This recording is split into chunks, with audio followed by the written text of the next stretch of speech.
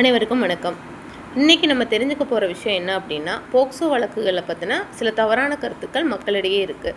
என்ன அப்படின்னா, போக்சோ வழக்கு பதிவு செய்யப்பட்டு நீதிமன்ற நடவடிக்கைகளில் கேஸ் நடந்துட்டு இருக்கும்போது எங்களுக்கு வழக்கு நடத்த விருப்பம் இல்லை, நாங்கள் கேஸை வாபஸ் வாங்கிக்கலான் இருக்கோம் அப்படிங்கிற மாதிரி சில பெட்டிஷனர்ஸ் கம்ப்ளைனன்ட்ஸ் வருவாங்க. இவங்களோட பின்னணி ஏன், இதுக்கான ரீசன் என்னன்னு அப்படின்னு நம்ம கேட்கும்போது, என் பிள்ளை சின்ன பிள்ளையாக இருக்கும்போது வழக்கு பதிவு செஞ்சோம், அந்த ஒரு ஆவேசத்தில் பண்ணிட்டோம், தப்பு நடந்தது உண்மைதான். ஆனால் இப்போ என் பிள்ளை ஏஜ் அட்டன் பண்ணிட்டா, பெரிய பிள்ளையாயிட்டா, இப்போ 18 வயசு ஆகிடுச்சு, அவளுக்கு கல்யாணம் பண்ண போகிறோம், இந்த வழக்குனால எங்களுக்கு பின் தொடர்ச்சியில் ஏதாவது பிரச்சனை வரும், அவளோட எதிர்காலம் பாதிக்கப்படும் அப்படிங்கிற காரணத்துக்காண்டி நாங்கள் வழக்கை வாபஸ் வாங்கிக்கிறோம் அப்படிங்கிற மாதிரி வருவாங்க. சரி, நீங்கள் சமரசமாக போகிறீங்களா அப்போது அப்படின்னு கேட்கும்போது, இல்லை அதெல்லாம் இல்லை, நான் வாபஸ் வாங்கிக்கிறேன் அப்படிங்கிற மாதிரிலாம் சில பெற்றோர்கள் கூறுறாங்க. ஆனால் அது முற்றிலும் தவறு. தனது குழந்தையோ தனது உறவினர் குழந்தையோ ஒருத்தர் பாலியல் ரீதியாக துன்புறுத்தி இருந்தாங்க அப்படின்னா அவங்க நிச்சயம் சட்டத்தால் தண்டிக்கப்படக்கூடியவர்கள். ஏன் வாபஸ் வாங்கணும், வாபஸ் வாங்கக்கூடாது, அவங்க அதுக்கான தண்டனையை அனுபவிக்கணும். எந்த வழக்கோட தொடர்ச்சியும் அந்த பிள்ளைக்கு கேஸ் முடிஞ்சதுக்கப்புறம் இருக்காது அப்படிங்கிறத அவங்க முழுமையாக நம்பணும். ஒரு வழக்கானதில் 2-3 வாட்டி மட்டும்தான் நீதிமன்றத்துக்கு வர சொல்லுவாங்க.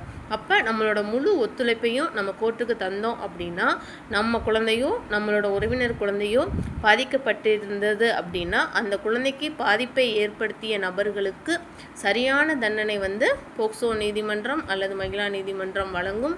அதனால் அந்த நம்பிக்கையோட வழக்கு பதிவு செஞ்ச பிறகு எந்த பெற்றோர்களும் சரி உறவினர்களும் சரி வழக்கை வாபஸ் வாங்காதீங்க. இந்த மாதிரியான குற்றவாளிகள் கட்டாயம் தண்டிக்கப்பட வேண்டும். அதனால் ஸ்ட்ராங்காக இருங்க. உங்களுக்கான ஃபுல் சப்போர்ட் டிபார்ட்மெண்ட் கொடுக்கும். ஒரு வழக்கு போக்சோ வழக்காக பதிவு செய்யப்பட்ட உடனே அந்தந்த மாவட்ட குழந்தைகள் பாதுகாப்பு அலுவலகம் மூலம் அனைத்து குழந்தைகளும் கண்காணிக்கப்படுகிறார்கள். இது அனைவரும் அறிந்த ஒன்று. ஸோ உங்களுக்கு வழக்குகளில் ஏதாவது ஒரு பிரச்சனை இருக்குது, ஒரு வாபஸ் வாங்க வேண்டிய ஒரு சூழ்நிலையை நீங்கள் கருதுறீங்க அப்படின்னாலும் தாராளமாக நீங்கள் இருக்கிற அந்தந்த டிஸ்ட்ரிக்டில் இருக்க மாவட்ட குழந்தை பாதுகாப்பு அலுவலகத்தை அணுகுங்க.